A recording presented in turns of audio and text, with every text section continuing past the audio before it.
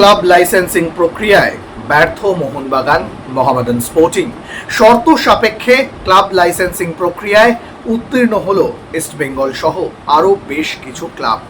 আপনারা অনেকেই হয়তো জানেন যে প্রতি বছর সর্বভারতীয় ফুটবল ফেডারেশনের পক্ষ থেকে একটি ক্লাব লাইসেন্সিং প্রক্রিয়া করা হয় এবং সেটা হয় একেবারে মরশুমের শেষে এসে।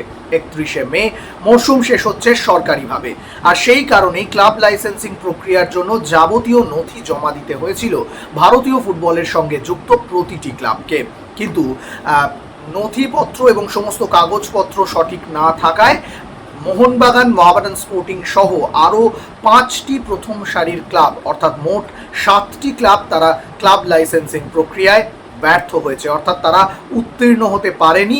কিন্তু ইস্টবেঙ্গল ক্লাব তারা কিন্তু শর্ত সাপেক্ষে উত্তীর্ণ হয়েছে। তাদেরও নথিপত্রে বেশ কিছু সমস্যা রয়েছে এবং সেক্ষেত্রে জরিমানা করা হয়েছে।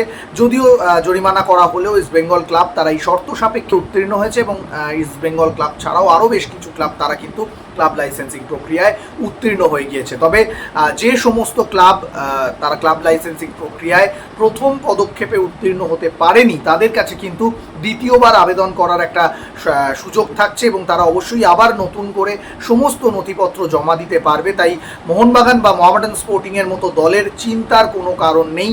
তারা অবশ্যই আবার নতুন করে সমস্ত নথিপত্র জমা দেবে এবং সেই সমস্ত নথিপত্র পুনরায় খতিয়ে দেখে সর্বভারতীয় ফুটবল ফেডারেশন তারা পুনর্বিবেচনা করবে যে মোহনবাগান মোহামেডান স্পোর্টিংয়ের মতো এবং আরও যে 5টি ক্লাব যারা উত্তীর্ণ হতে পারেনি তারা এই প্রক্রিয়ায় উত্তীর্ণ হতে পারবে কিনা।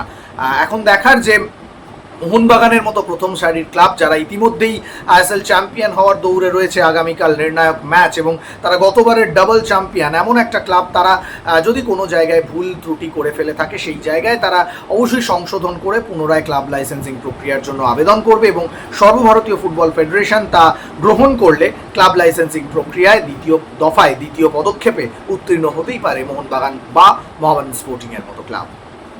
সৌরভ মুখার্জি, রে স্পোর্টস।